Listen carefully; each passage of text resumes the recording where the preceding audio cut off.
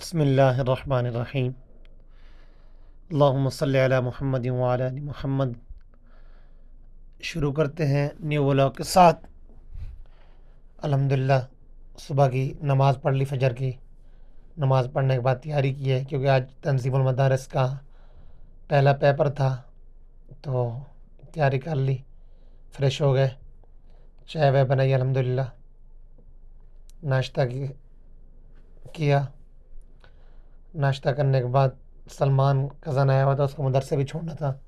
मैंने कहा चलो व्लॉग शुरू कर लें, क्योंकि आप व्यूवर्स को व्लॉग भी तो दिखाना है।